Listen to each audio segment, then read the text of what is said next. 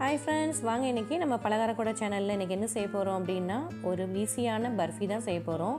இது ரொம்ப டேஸ்டியாக இருக்குங்க, அருமையாக இருக்கும். இதுக்கு பாகுபாதம் எதுவுமே தேவையில்லை. ரொம்ப அருமையான டேஸ்டியான இந்த பர்ஃபியை நீங்கள் பிகினர்ஸ் கூட ட்ரை பண்ணி பாருங்கள். ரொம்ப அருமையாக இருக்கும். இந்த தீபாவளிக்கு நீங்கள் இதை கண்டிப்பாக செஞ்சு பாருங்கள். வீட்டில் எல்லாருக்கும் ரொம்ப பிடிக்கும். வாங்க இது எப்படி செய்கிறதுன்னு வீடியோக்குள்ளே போய் பார்க்கலாம். வீடியோக்குள்ளே போகிறதுக்கு முன்னாடி பலகாரக்கூடம் சேனலை நீங்கள் சப்ஸ்கிரைப் பண்ண மறந்துடாதீங்க. கூடவே இருக்க பெல் பட்டனையும் கிளிக் பண்ணுங்கள். வாங்க ஃப்ரெண்ட்ஸ், இது எப்படி செய்கிறதுன்னு வீடியோக்குள்ளே போய் பார்க்கலாம்.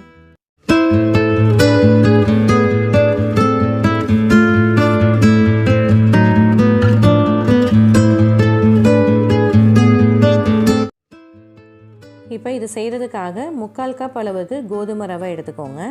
இதை நார்மலாக வெறும் கடாயில் இந்த மாதிரி லைட்டாக வறுத்து எடுத்துக்கலாம். ஸ்டவ்வை மீடியம் ஃப்ளேமில் வச்சுக்கோங்க, ஹை ஃப்ளேமில் வைக்க வேணாம், ஏன்னா இது கருகிடும். இது செவக்க வறுக்கணும்னு அவசியம் இல்லைங்க. லைட்டாக நல்லா சூடாகணும், கை பொறுக்க முடியாத அளவுக்கு சூடாகிற அளவுக்கு இதை நல்லா வறுத்து எடுத்துக்கோங்க. இது கொஞ்சம் கூட அடிப்பிடிக்கூடாது, நம்ம கிளறி விட்டுட்டே இருக்கணும். அப்போ தான் எல்லா சைடும் ஈவனாக ஒரே மாதிரியே நல்லா வறுபட்டு வரும். இது தோடா பர்ஃபின்னு சொல்லுவாங்க, ரொம்ப டேஸ்டியாக இருக்குங்க. இது நீங்கள் கண்டிப்பாக இந்த பண்டிகை காலங்களில் செஞ்சு பாருங்கள், ரொம்ப அருமையாக இருக்கும். பாருங்கள், இது மாதிரி லைட்டாக இந்த மாதிரி வறுத்து எடுத்துக்கோங்க. நம்ம கோதுமை ரவையில் செய்கிறனால இது ஹெல்த்தியானதும் கொடுங்க. இது எப்படி வறுபட்டுருச்சு அப்படின்னு பார்க்குறதுக்காக இது லைட்டாக நீங்கள் கை வச்சு பாருங்கள். உங்களுக்கு கை பொறுக்க முடியாத அளவுக்கு நல்லா சூடாக இருக்கும். இந்த பதம் வந்ததுக்கப்புறம் நீங்கள் ஸ்டவ்வை ஆஃப் பண்ணிவிட்டு இதை வேறு ஒரு பவுலுக்கு மாற்றி எடுத்துக்கலாம்.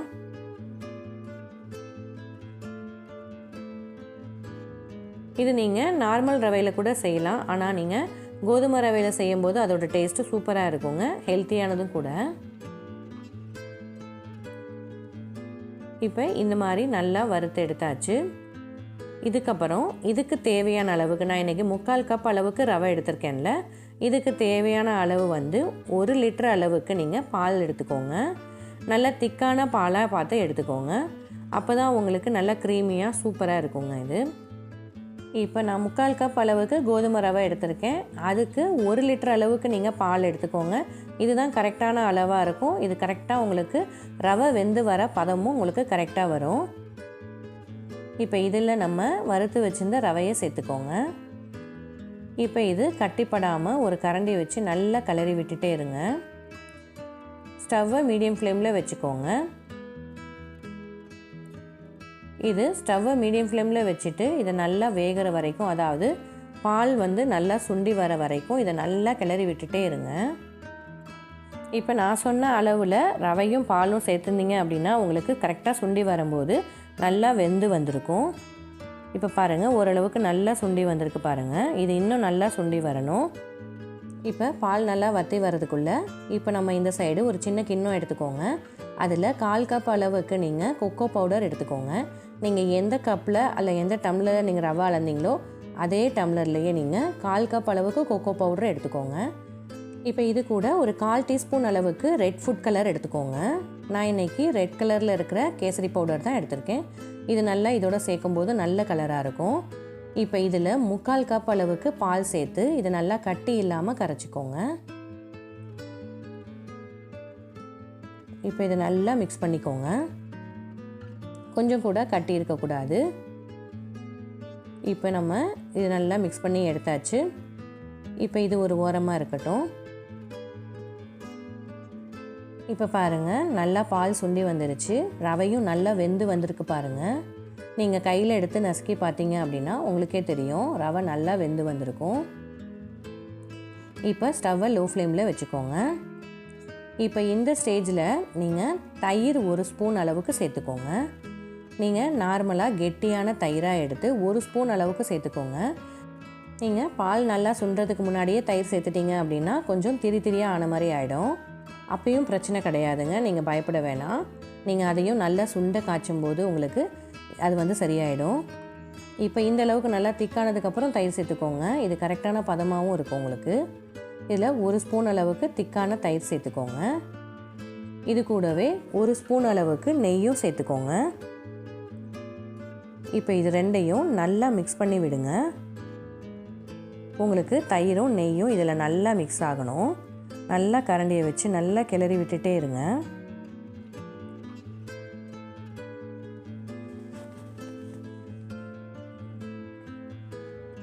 இப்போ பாருங்கள் நல்லா சுண்டி வருது. இதை நல்லா கிளறி விட்டுட்டே இருங்க. இப்போ இதை நல்லா மிக்ஸ் பண்ணியாச்சு. இப்போ இந்த ஸ்டேஜில் ஒரு 1/4 கப் அளவுலேருந்து 1/2 கப் வரைக்கும் நீங்கள் துருவின தேங்காய் சேர்த்துக்கலாம். நான் இன்றைக்கி ரெடிமேடாக சேர்க்கக்கூடிய டெசிகேட்டட் கோகோனட் தான் சேர்த்துருக்கேன். இது உங்ககிட்ட இல்லை அப்படின்னா நார்மலாக தேங்காயை மிக்சியில் நல்லா அரைச்சிட்டு அதை நல்லா வறுத்துட்டு சேர்த்துக்கோங்க.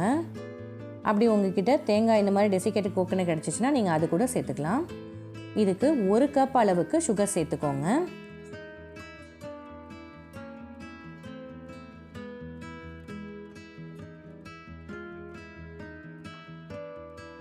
இப்போ இதை நல்லா மிக்ஸ் பண்ணி விடுங்க. உங்களுக்கு சர்க்கரை நல்லா கரைஞ்சி வரணும். இப்போ அந்த தேங்காய் பவுடரும் சேர்த்துருக்கும் போது டேஸ்ட்டு சூப்பராக இருக்குங்க. தேங்காயோட அளவு வந்து நீங்கள் 1/2 கப்லேருந்து நீங்கள் 3/4 கப் வரைக்கும் கூட சேர்த்துக்கலாம். அது வந்து டேஸ்ட்டு உங்களுக்கு சூப்பராக இருக்கும். இப்போ இதை நல்லா மிக்ஸ் பண்ணியாச்சு. இப்போ சர்க்கரையும் நல்லா கரைஞ்சி வந்துடுச்சு பாருங்கள்.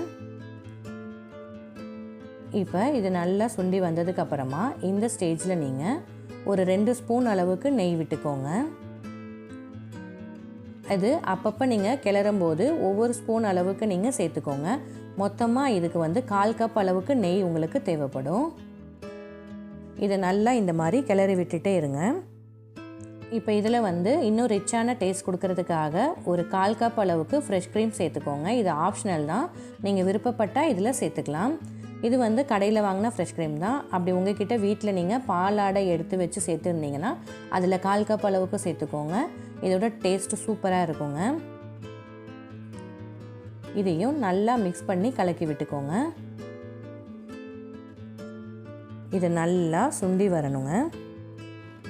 ஸ்டவ்வை மீடியம் ஃப்ளேமில் வச்சுட்டு இதை நல்லா மிக்ஸ் பண்ணிகிட்டே இருங்க. கொஞ்சம் நல்லா திக்கான பதத்துக்கு வரும்.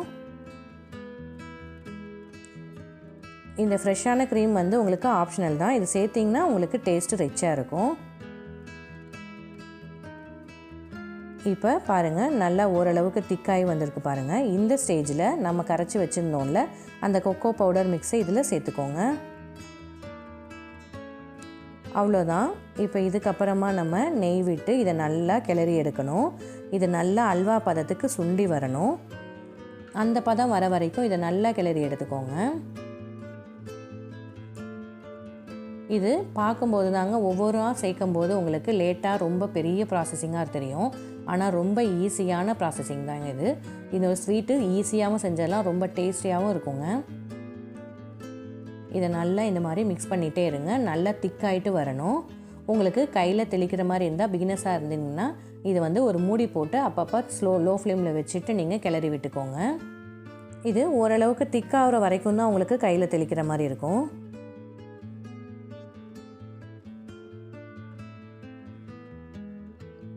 இப்போ பாருங்கள் நல்லா திக்காயிட்டு வந்திருக்கு. இந்த ஸ்டேஜில் வாசனைக்காக ஒரு 1/2 ஸ்பூன் அளவுக்கு ஏலக்காய் தூள் சேர்த்துக்கோங்க.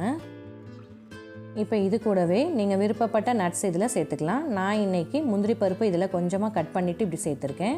இப்போ இதை நல்லா மிக்ஸ் பண்ணி விட்டு நல்லா திக்காயிட்டு வர வரைக்கும் நல்லா அல்வா பதத்துக்கு வரணும். அந்த பதம் வரைக்கும் நல்லா கிளறி விட்டுக்கோங்க. இப்போ நான் எடுத்திருந்த 1/4 கப் நெய்யில் மீதி 2 ஸ்பூன் அளவுக்கு பேலன்ஸ் இருக்குது. அதையும் நான் சேர்த்துட்டேன். இப்போ இதையும் சேர்த்துட்டு நல்லா மிக்ஸ் பண்ணி விட்டுக்கோங்க. இப்போ பாருங்கள் நல்லா திக்காயிட்டு வந்திருக்கு. இது இன்னும் கூட நல்லா திக்காகணும். அதனால் நல்லா கிளறி விட்டுட்டே இருங்க. பாருங்கள் நல்லா திக்காயிட்டு வந்துடுச்சு. உங்களுக்கு எடுக்கும்போது பாருங்கள் நல்லா எடுத்து உருண்டு வருது பாருங்கள். இப்போ இந்த ஸ்டேஜில் நம்ம இதை நெய் தடவின பட்டர் ஷீட் போட்ட ஒரு பாத்திரத்துக்கு மாற்றிக்கலாம். பாருங்கள் எப்படி நல்லா உருண்டு வருது பாருங்கள். இந்த பதம் வரைக்கும் நல்லா கிளறிக்கோங்க. நான் இப்போ எடுத்து காமிக்கிறேன் பாருங்கள். எவ்வளோ திக்காக இருக்குது பாருங்கள். இந்த பதம் வரைக்கும் நல்லா கிளறி எடுத்தீங்க அப்படின்னா உங்களுக்கு நல்லா திக்காயிட்டு நல்லா செட் ஆகிட்டு பர்ஃபி மாதிரி நல்லா பீஸ் போட ஈஸியாக வரும்.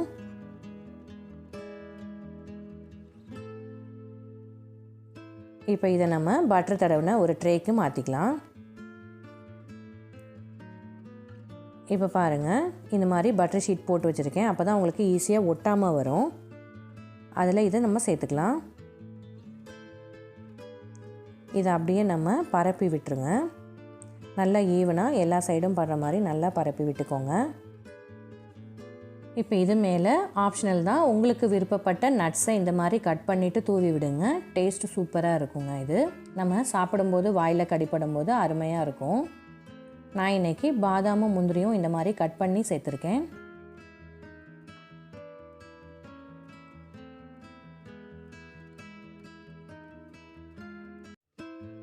இப்போ அதையும் இந்த மாதிரி ப்ரெஸ் பண்ணி விட்டுக்கோங்க. இதை அப்படியே ஒரு 4 மணி நேரத்துக்கு அப்படியே செட்டாக விட்டுருங்க. இது நல்லா செட்டாகி வரணும். அப்போ தான் உங்களுக்கு பீஸ் போட வரும். இப்போ 4 மணி நேரத்துக்கு அப்புறம் பார்க்கலாம்.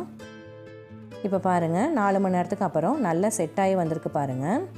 பட்டர் ஷீட்லேருந்து அதுவே நல்லா பிரிஞ்சு வருது பாருங்கள். இப்போ இதை நீங்கள் விருப்பப்பட்ட ஷேப்பில் நீங்கள் இதை கட் பண்ணி எடுத்துக்கலாம். ரொம்ப அருமையாக டேஸ்டியான இந்த பர்ஃபி நீங்கள் ஈஸியாக செஞ்சிடலாங்க. இது ஹெல்த்தியானதும் கூட. ரொம்ப டேஸ்டியாக உங்கள் குழந்தைங்களுக்கு இந்த தீபாவளிக்கு இதை செஞ்சு கொடுங்க. வீட்டில் சின்னவங்கள்லேருந்து பெரியவங்க வரைக்கும் எல்லாருக்கும் இது பிடிக்கும். இதோட டேஸ்ட்டும் செம்மையாக இருக்கும். உங்களுக்கு ஸ்வீட்டும் வந்து கரெக்டான பதத்தில் இருக்கும், திகட்டுற மாதிரி இருக்காது. நீங்கள் வீட்டிலையே செஞ்சீங்க அப்படின்னா யாருமே நம்ப மாட்டாங்க. அந்த அளவுக்கு இது கடைகளில் வாங்குற மாதிரி டேஸ்ட்டாகவும் சூப்பராகவும் இருக்கும்.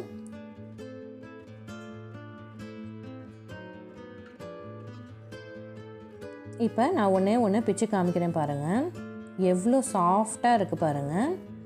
இதோட டேஸ்ட்டும் சூப்பராக இருக்குங்க. பாருங்கள், உள்ளார அந்த முந்திரி பாதாமோடு இது சாப்பிடும்போது அருமையான டேஸ்ட்டில் செம்மையான பர்ஃபி நீங்களும் செய்யலாம். இந்த தீபாவளிக்கு இதை கண்டிப்பாக செஞ்சு பாருங்கள். இது செஞ்சு பார்த்துட்டு உங்களுக்கு எப்படி வந்துச்சுன்னு கமெண்ட்டில் சொல்லுங்கள். இந்த வீடியோ உங்களுக்கு பிடிச்சிருந்ததுன்னா உங்கள் ஃப்ரெண்ட்ஸுங்களுக்கும் ஷேர் பண்ணுங்கள். Thank you friends.